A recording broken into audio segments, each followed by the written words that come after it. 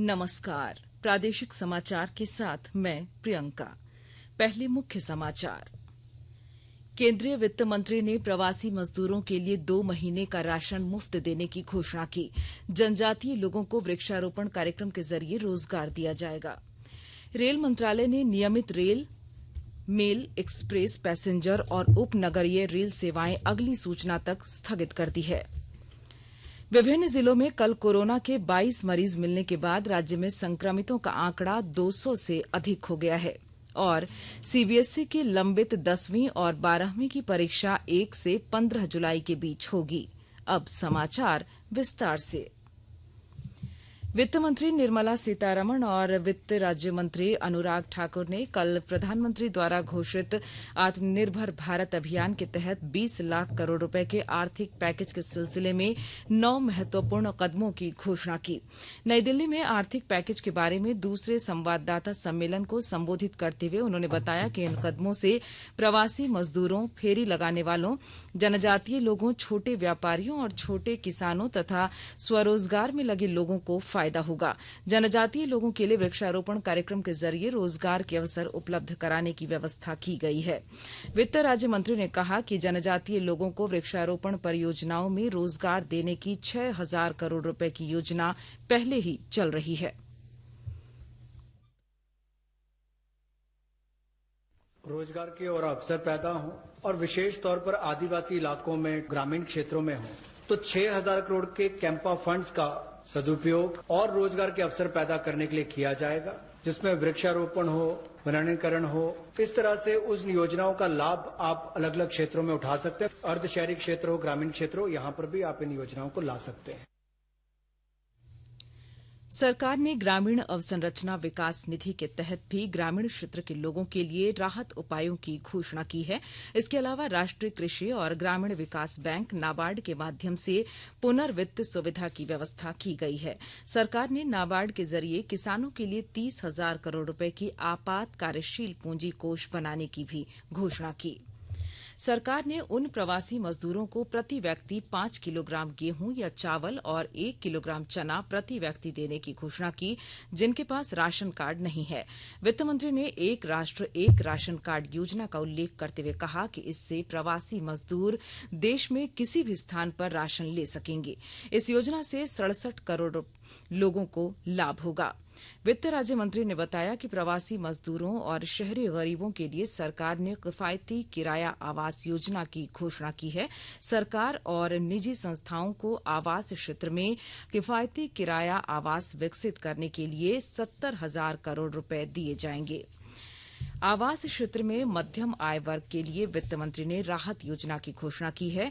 6 से 18 लाख रुपए तक की कीमत वाले मध्यम आय वर्ग के आवासों की क्रेडिट लिंक्ड सब्सिडी स्कीम के लिए 70,000 करोड़ रुपए की व्यवस्था की गई है और इसे अगले साल 31 मार्च तक बढ़ा दिया गया है। श्रीमती सीतारमण ने कहा कि 25 लाख नए किसान क्रेडिट कार्डों को मंजूरी दी गई है, जिससे किसान 86,600 करोड़ रुपए के 63 लाख ऋण प्राप्त कर सकेंगे। वहीं वित्त राज्य मंत्री अनुराग ठाकुर ने 2.5 करोड़ किसानों को मजबूती देने के लिए किसान क्रेडिट कार्ड के जरिए 2 लाख करोड़ का रियायती ऋण देने की भी घोषणा की। धनबाद के व्यवसायियों ने सरकार द्वारा घोषित किए गए राहत पैकेज का स्वागत किया है। पेश है हमारे धनबाद संवाददाता की रिपोर्ट। कोरोना महामारी से निपटने के लिए सरकार ने 20 लाख करोड़ की आर्थिक पैकेज की घोषणा की है। एग्रीकल्चर कंस्ट्रक्शन पर विशेष पैकेज दिया गया है। केंद्र सरकार के इस विशेष पैकेज का धनबाद के उद्योगपतियों ने स्वागत किया है। साथ ही कहा कि जब सारी योजनाएं धरातल पर उतरेगी तब निश्चित रूप से उद्योग जगत को लाभ मिलेगा।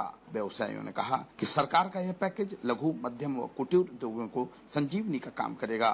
वहीं कुछ व्यवसायी ने कहा सरकार ने जो घोषणाएं की है उसकी मॉनिटरिंग सही से होगी, तभी उद्योग जगत को इसका लाभ मिलेगा। अजय कुमार सिन्हा, आकाशवाणी समाचार, धनबाद। रेल मंत्रालय ने कहा है कि नियमित मेल, एक्सप्रेस, पैसेंजर और उपनगरीय रेल सेवाएं अगली सूचना तक स्थगित रहेंगी। इन गाड़ियों में 30 जून तक आरक्षित सभी टिकटों की पूरी राशि यात्रियों को वापस कर दी जाएगी। हालांकि मंत्रालय ने यह भी स्पष्ट किया कि 12 मई से शुरू की गई विशेष श्रमिक रेलगाड़ियां और विशेष यात्री रेलगाड़ियां जारी रहेंगी। रेल मंत्रालय ने 22 मई से प्रतीक्षा सूची वाले टिकट जारी करने का फैसला किया है। ये टिकटें मौजूदा विशेष यात्री रेलगाड़ियों और अगले कुछ दिनों में शुरू होने वाली रेलगाड़ियों के लिए जारी की जाएंगी। यह टिकट 15 मई से लागू हो रहे नए नियमों के अनुसार दिए जाएंगे, जिन पर 22 मई से यात्रा की जा सकेगी। आरक्षण की अधिकतम अवधि 7 दिन रखी गई है। बुकिंग 15 मई से शुरू होगी और इन रेलगाड़ियों के लिए आरएसी टिकट जारी नहीं होंगे। स्वास्थ्य और परिवार कल्याण मंत्रालय ने लोगों को सलाह दी है कि वे नोवल कोरोना वायरस से अपने को सुरक्षित रखने के लिए सभी बुनियादी एहतियाती उपायों का पालन करें और सामाजिक दूरी बनाए रखें। एक रिपोर्ट। सरकार ने कहा है कि आवश्यक वस्तुओं की पर्याप्त आपूर्ति जारी है और लोगों को चिंता करने की कोई जरूरत नहीं है। लोगों को सलाह दी जाती है कि वे आवश्यक वस्तुओं और चिकित्सा सामानों की खरीदारी करते समय धैर्य रखें और शांत रहें। आवश्यक वस्तुओं को खरीदने के लिए बार बार बाहर निकलने से बचें। साथ ही लोगों से हाथ मिलाने और गले लगने से भी बचना चाहिए। बाजार, मेडिकल स्टोर और अस्पतालों में लोग कम से कम 1 मीटर की दूरी बनाए रखें। घर पर गैर जरूरी सामाजिक समारोह से बचा जाना चाहिए और घर पर मेहमानों को नहीं बुलाना चाहिए। लोगों को अपनी आंख, नाक और मुंह छूने से बचना चाहिए और लगातार हाथ साफ करते रहना चाहिए। हाथ को दोनों तरफ से कम 20 सेकंड तक रगड़कर धोना चाहिए।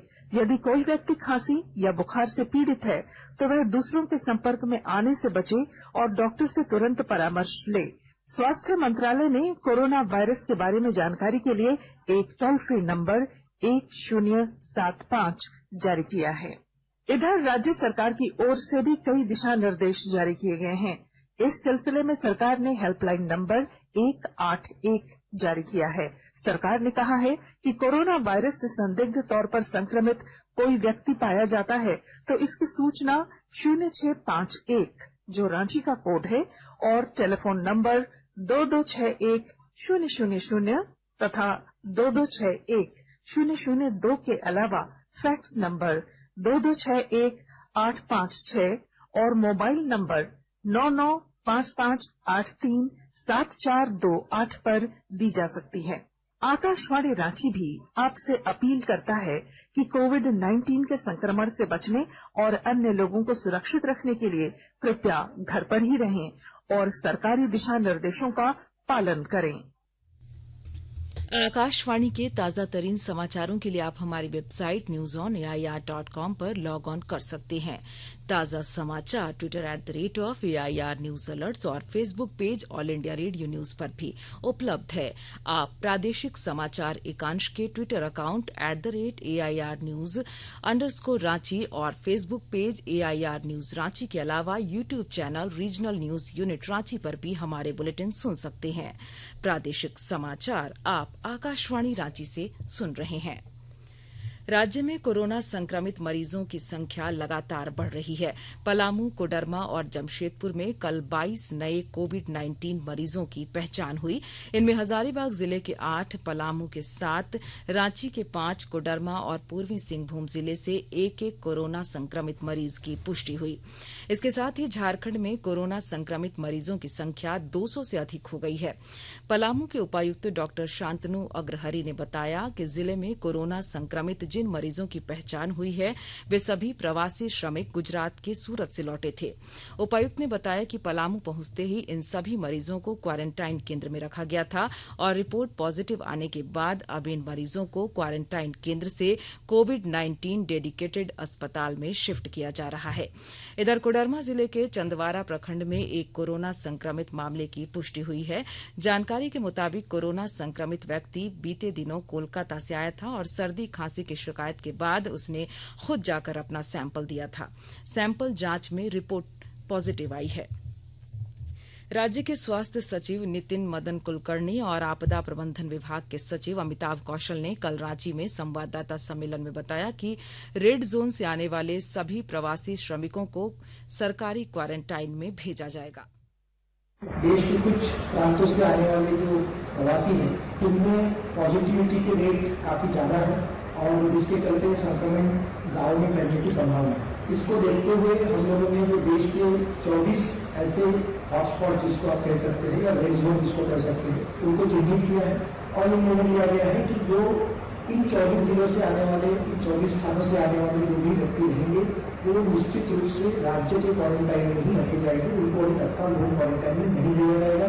इन सब का आवश्यक रूप से पीसीआर के माध्यम से जो टेस्टिंग की सिस्टम है उसके माध्यम से टेस्ट कराया जाएगा। बंगाल के रास्ते जमशेदपुर पहुंचे संदिग्ध मरीज का इलाज एमजीएम अस्पताल के कोविड वार्ड में चल रहा था।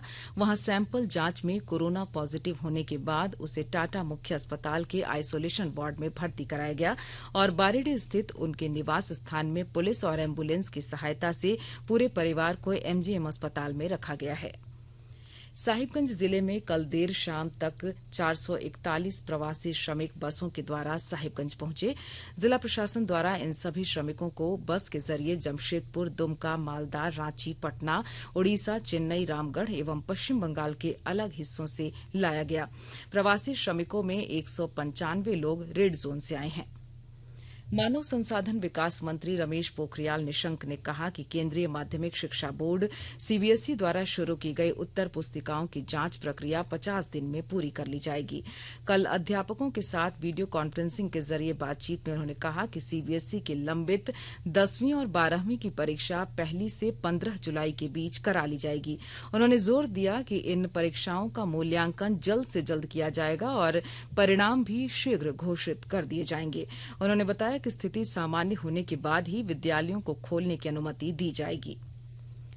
सिल्ली प्रखंड के विभिन्न इलाकों से अन्य जिलों में शिक्षण संस्थानों में अध्ययनरत विद्यार्थी बड़ी संख्या में जीर्ण शीर्ण भवनों में रह रहे थे। कई विद्यार्थी देवघर में फंसे थे। साथ ही लोहरदगा, मांडर, तमाड़ और अन्य इलाकों के विद्यार्थी भी कोचिंग के लिए अपने घरों से बाहर थे, लेकिन लॉकडाउन की वजह से अपने घर वापस नहीं आ सके। सिल्ली विधायक ने ऐसे फंसे हुए विद्यार्थियों के लिए पहल करते हुए घर आने जाने की व्यवस्था की और वाहनों की व्यवस्था कर सभी छात्रों और पार्ट टाइम जॉब करने वालों को जिला प्रशासन से अनुमति लेकर घर तक पहुंचाने की व्यवस्था की। सिल्ली लाए गए सभी विद्यार्थियों की स्वास्थ्य जांच भी कराई गई ताकि किसी को कोरोना को लेकर किसी तरह का संदेह न रहे और घरों में लोग अपने परिवार के साथ सुरक्षित रह सकें। कोरोना को हराने तथा भगाने की मुहिम में अब पाकुड़ जिला प्रशासन प्रवासी मजदूरों की घर वापसी के साथ उन्हें मनरेगा के अलावे नीलांबर, पीतांबर, जल समृद्धि, बिरसा हरित ग्राम तथा खेल विकास योजना से जोड़कर रोजगार मुहैया कराएगा। उपायुक्त कुलदीप चौधरी ने बताया कि होम क्वारंटीन की अवधि खत्म होने पर जिला प्रशासन ने इन मजदूरों को रोजगार मुहैया कराने की योजना तैयार कर ली है।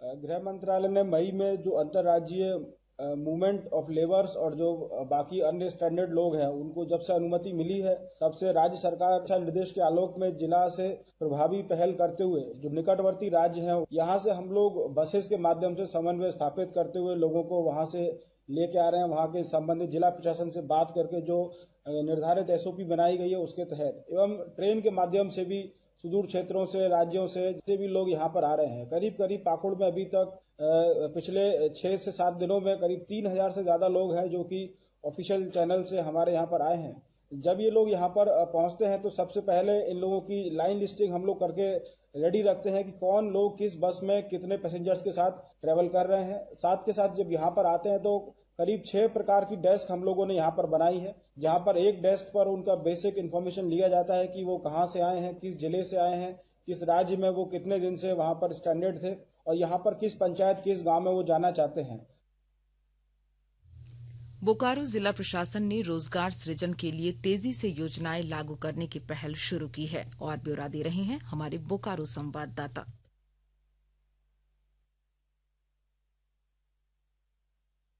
प्रधानमंत्री नरेंद्र मोदी द्वारा आत्मनिर्भर भारत की घोषणा के बाद बोकारो जिला प्रशासन रोजगार सृजन हेतु युद्ध स्तर पर जुट गया है।